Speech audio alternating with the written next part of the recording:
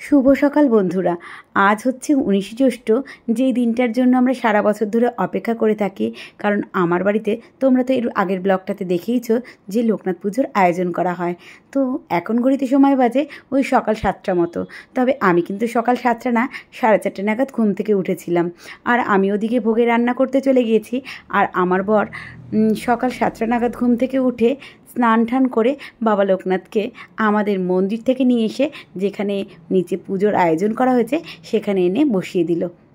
সকাল সকাল ঠাকুরমশাই চলে এসছে, কারণ 8টায় যেহেতু আমাদের বাল্যভোগটা দেওয়া হবে। আর দেখো এই যে আমার হাজব্যান্ড এটা কি জ্বালাচ্ছে বলো তো? এটা কিন্তু একটা বড় ধূপকাঠি, যেটা কি না একটা টিউবলাইটের থেকেও বড়। আর গন্ধটা কিন্তু ভীষণ সুন্দর ছিল। বাবাকে অভিষেক করানোর পরেই আমার হাজব্যান্ড কিন্তু একে একে সমস্ত মালাগুলো পরিয়ে দিচ্ছে। আর ওদিকে আমি ওই যে তোমাদের আমি আগেই বললাম যে ভোগের রান্না করছি। 4:30 থেকে আমি ঢুকেছি। আমি যেহেতু পরে ভয়েসটা দিচ্ছি তাই তোমাদের এখন বলতে পারছি 4:30 থেকে 9:30 পর্যন্ত আমি কিচেনে ছিলাম।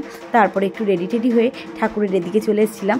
তারপরে বাকি সমস্ত ভোগের রান্নাটাই কিন্তু আমার মা করেছিল। নীলকণ্ঠের মালা পরানোর পরেই আমার হাজব্যান্ড দিয়ে দিচ্ছে দেখো রজনীগন্ধার মালা। এবার একে একে আমাদের বাবা কিন্তু অনেক রকমই মালা পরবে। এই যে এখন তোমরা ভিডিওগুলো দেখতে পাচ্ছ, এইগুলো কিন্তু আমার দুটো ছেলে মিলেই করে দিয়েছে। আর এই সময় আমি কিন্তু এখানে ছিলাম না, আমি ছিলাম উপরে ভোগের রান্নার জন্য তোড়জোড় করছি নাকে মুখে। আমাদের বাবাকে ভোগ লাগানোর জন্য প্রত্যেকবার যে আমাদের কোনো নির্দিষ্ট মেনু থাকে সেরকমটা কিন্তু নয়। কি আশ্চর্য দেখো, প্রত্যেকবারই যখন আমি আগে লিস্ট করতে বসি যে ভোগে কী কী মেনু করা হবে, তখন কিন্তু আমার যা মনে আসে তাই বানাই। এই কথা বলার মাঝেই তোমাদেরকে আর একটা কথা বলে দিই। এই যে আমার হাজব্যান্ডের হাতে লোকনাথ বাবার চূড়োটা দেখছো, সেটা কিন্তু এই বছর বাবাকে এনে দেওয়া হয়েছে। ঠিক করেছি প্রত্যেক বছরই একটা একটা করে জিনিস এনে দেবো বাবাকে। তো এই চূড়োটা এটা ঠিক চূড়ো না, রাজমুকুট। এই রাজমুকুটটা কেমন হয়েছে সেটা কিন্তু তোমরা অবশ্যই কমেন্টে জানিও। আর দেখো বাবাকে পরে কত সুন্দর লাগছে, তাই না? সকাল থেকেই ঢাকি চলে এসেছিলো ঢাক বাজাতে। আর এখন তো ভয়েস দিচ্ছি আর ঢাকের আওয়াজটা কানে আসছে। এখন না আরও বেশি করে ফিল করতে পারছি, কারণ তখন বাড়িতে এত লোকজন, এত কাজের তাড়ায় ছিলাম, তখন যেটুকু না ফিল করতে পারছিলাম তার থেকে এখন আরও বেশি ভালো লাগছে। আর এই দেখো এই যে আমি একটা শাড়ি পরে চলে এসেছি আর গয়নাগুলো পরা হয়েছে, তখনও কিন্তু আমি একটু রেডি হইনি। ওই ফাঁকেই যে কতবার আমার সাজতে সাজতে 3-4 বার আমার এই ঠাকুরের কাছে চলে আসতে হয়েছিল জানো তো।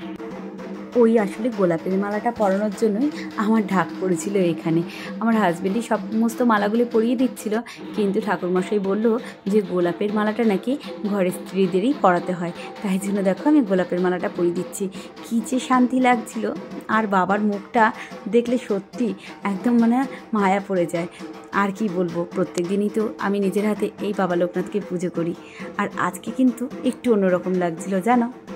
দুর্গাপূজাতে দশমীর পরে আমাদের যেরকম একাদশীর দিন মনটা খুব খারাপ লাগে যে এতদিন এত হইহুল্লোড় হয়েছিল, তারপরে দেখবে একাদশীর দিন সবারই একটু কীরকম লাগে। কিন্তু ঠিক ওই রকমভাবেই আমাদের যেন তো লোকনাথ পুজোর আগের দিন থেকে 2-3 দিন ধরে এত আনন্দ করি। তারপরের দিন যখন সমস্ত লোকজন চলে যায়, বাড়ির লাইটগুলো নিভে যায়, তখন যে কী মনটা খারাপ লাগে কি বলবো। এদিকে যেমন আমি অর্ধেক রান্না করে মায়ের উপরে সমস্তটা ফেলে দিয়ে চলে এসেছি নিজে একটু রেডি হতে, কিন্তু রেডি হতে হতেও আমাকে কিন্তু 3-4 বার ঠাকুরের কাছে আসতে হয়েছে। আসলে পুজোটা এতটা বড় করে করা হয় যে প্রত্যেকে মিলে না করলে না একটু হয় না। এদিকে মা আর মণিমা ফল কাটছে, কেউ নৈবেদ্য সাজাচ্ছে, আর আমার মা তো ওইদিকে ভোগের রান্না করছে। আর আমাকেও কিন্তু দৌড়ে দৌড়ে সমস্ত কাজ করে দিতে হচ্ছে। আর দেখো প্রত্যেকটা কাজই একসাথে করতে হয়। প্রদীপগুলো জ্বালিয়ে দিতে হবে, এত বড় বড় প্রদীপের মধ্যে অনেক সলতে লাগাতে হয়। ওই জন্য আমার হাজব্যান্ডকে বললাম যে তুমি একটা প্রদীপে লাগিয়ে দাও আর আমি একটা প্রদীপে লাগিয়ে দিচ্ছি। দেখো এখন প্রদীপের মধ্যে সলতেগুলো লাগিয়ে দিচ্ছি, কারণ ঠাকুরমশাই বলছিল যে এখনই প্রদীপটা জ্বালিয়ে দিতে হবে আর প্রদীপটা নাকি আমাকেই জ্বালাতে হবে।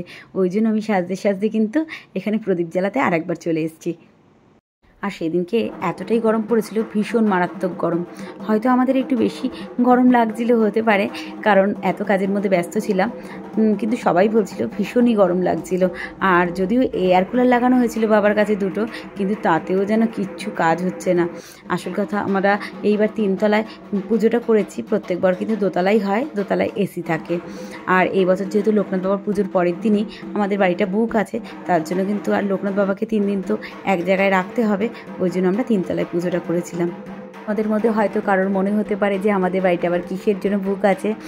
হ্যাঁ, তোমরা যারা জানো না তাদেরই বলছি, যারা জানো তো জানোই, কারণ আমাদের নিজস্ব এটা ম্যারেজ হল, আর আমাদের ম্যারেজ হলেই কিন্তু পুজোটা সবসময় হয়। কাজেই পরের দিন অনুষ্ঠানের জন্য বুক আছে, তাই জন্য আমরা তিনতলায় করেছি।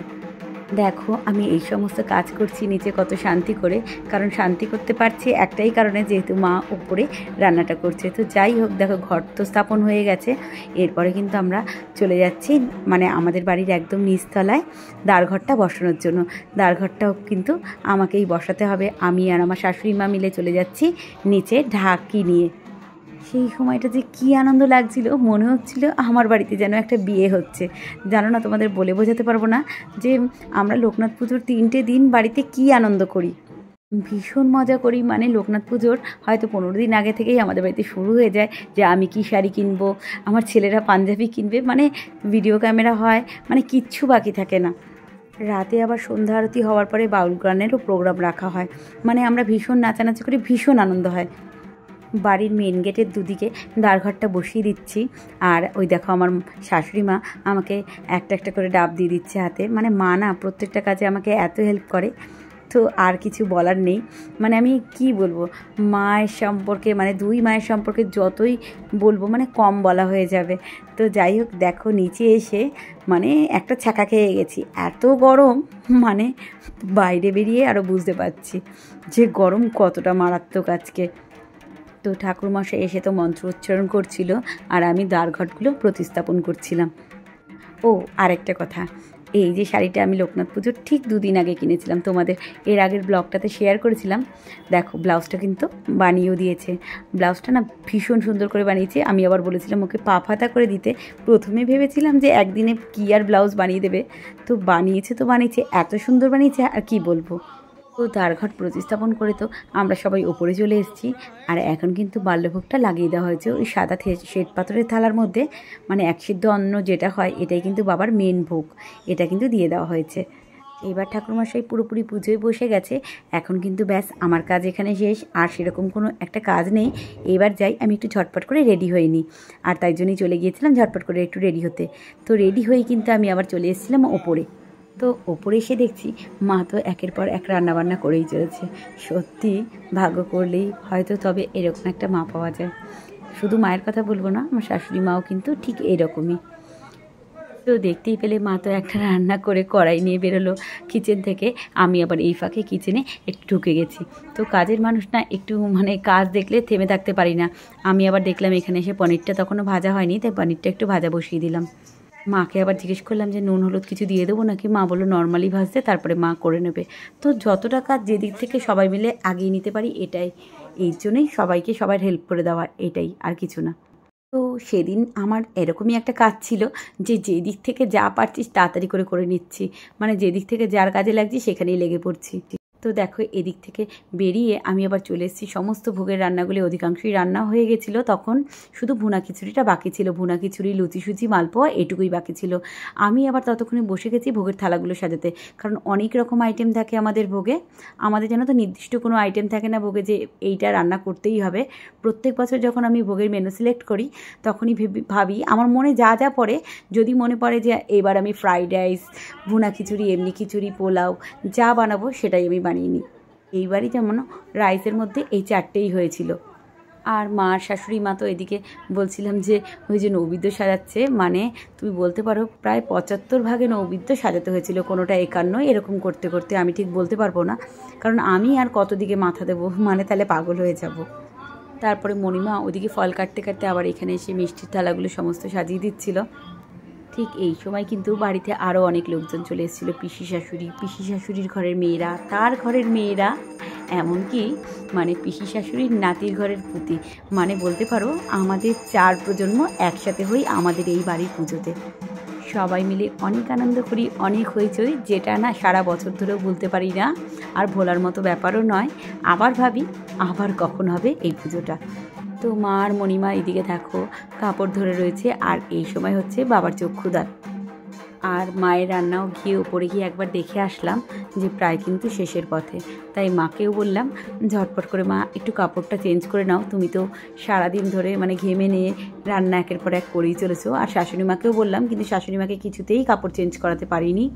তারপরে দেখো এই ভোগের থালাগুলো উপর থেকে সব নিয়ে যাচ্ছি মানে 3 তলায়, মানে 4 তলায় আমাদের ঠাকুরের কিচেন আর আমাদের আমিষ কিচেনটা হচ্ছে 3 তলায়। তো 4 তলা থেকে দেখো 3 তলায় আমরা ঠাকুরের ভোগটা নিয়ে যাচ্ছি। ঠাকুর মশাই আবার একটা একটা করে বেলপাতা পেতে দিয়েছে, এই বেলপাতার উপরেই কিন্তু আমাদের ভোগের থালাগুলো সব রাখতে হচ্ছে। এই বছর আমাদের এই ঠাকুরমশাইটা প্রথম পুজো করছে, কিন্তু এর আগে আমাদের অন্য ঠাকুরমশাই পুজো করতো। আমি কারোর নিয়মই খারাপ বলবো না, কিন্তু এই ঠাকুরমশাইয়ের মানে পুজোতে আমরা না একদম মুগ্ধ। আর তারপরেই দেখো আমার মা, শাশুড়ি মা, আমার হাজব্যান্ড, আমাদের যে ক্যামেরাম্যান দাদা ছিল তিনি আর মণিমা, এই সবাই মিলে কিন্তু আমরা অঞ্জলি দিচ্ছিলাম। মানে যে কজন উপোস করেছিলাম তারাই কিন্তু অঞ্জলি দিয়েছিলাম। আর আমাদের বাড়ির একদম নিচে মানে নিচতলায় আমাদের সমস্ত লোকজন খাওয়ানোর জন্য যেই রান্নাটা হয় সেটা হচ্ছিল। আমি এত তাড়ায় ছিলাম যে কাউকে বলবো সেই ভিডিওটা করে নিয়ে আয়, আমি একটু শেয়ার করব, সেটা আর বলতে পারিনি। আর তারপরেই দেখো আরতি হচ্ছে, আর তারপরেই হচ্ছিল যজ্ঞ। যদিও দেখছো তো যজ্ঞের ধোঁয়ায় কীরকম ভর্তি হয়ে গেছে। আর তখন কিন্তু আমি একটু ভিডিও করতে যাইনি, আমি এসে এদিকে ঘরে ননদের সাথে গল্প করছিলাম। যাচ্ছি আর আসছি আর ঘেমে নিয়ে পুরো মানে ভিজে মানে ঘরে যাচ্ছি। এদিকে পুজো হচ্ছে আর একে একে সমস্ত আত্মীয় স্বজনরা আসছে। এই দেখো আমার দেওর, আর তারপরে বেহালা থেকে আমার মামা শ্বশুর, তারপরে শাশুড়ির মানে কাকিমা, এরকম অনেক আমার কাকি শাশুড়ি সবাই চলে আসছে একে একে। বাড়িটা আরও ভরে উঠছে, মানে সকালের দিকে যত মানে আমাদের রিলেটিভসরা আছে ওরা কিন্তু সব সকালেই চলে আসে। আর রাতে আমাদের মানে একটা বড় করে আয়োজন করা হয়, সেখানে বন্ধুবান্ধব আরও মানে চেনা পরিচিত যত লোকজন আসে তারা কিন্তু রাত্রেই আসে। সকালবেলায় তো আমি এই মঙ্গলগিরি সিল্কটা পরেছিলাম, আর দেখো জুঁয়ের মালা মাথায় লাগিয়েছি, মানে ভীষণ সুন্দর করে সেজেছিলাম আমার মনে হচ্ছে যদিও, কিন্তু তোমাদের আমাকে কেমন লাগছে সেটা কিন্তু অবশ্যই কমেন্ট করে জানিও। আর মা দেখো রান্নাবান্না সমস্ত কমপ্লিট করে তারপরে মাকে যেহেতু বলেছিলাম একটা শাড়ি চেঞ্জ করতে, শাড়িটা চেঞ্জ করে বাবার গলায় মালাটা পরিয়ে দিল। সকাল থেকে আসতে পারেনি মা এদিকে, তার জন্য। আর দেখো এখন ঠাকুরমশাইয়ের পুজো প্রায় শেষ, যজ্ঞও হয়ে গেছে, আর আমাদের এখন শান্তির জল দিয়ে দিল। এটাই বাবার কাছে কামনা করি যে সারা বছর যেন স্বামী সন্তান সবাইকে নিয়ে, পরিবার সমস্ত লোকজনকে নিয়ে একটু শান্তিতে থাকতে পারি। আর বাবার কাছে এটাই কামনা করি তোমরাও যেন সবাই ঈশ্বরের কৃপায় খুব খুব খুব ভালো থাকো। তারপরেই তো দুপুরের খাবার খেতে বসে গিয়েছিলাম। আমি আবার ড্রেসটা চেঞ্জ করে নিয়েছিলাম, মানে এত গরম লাগছিল না আর পারা যাচ্ছিল না, ওই জন্য একটা হালকা সুতির কাপড় পরে নিয়েছিলাম। তো আমার বাড়ির লোকনাথ পুজোর সকালের এইটুকু ব্লগই তোমাদের সাথে শেয়ার করতে পারলাম। ফিরে আসছি পরের ব্লগটা মানে রাতের ব্লগটা নিয়ে। ততক্ষণের জন্য সবাই খুব খুব ভালো থেকো, সুস্থ থেকো, আর ব্লগটা কেমন লাগলো জানি।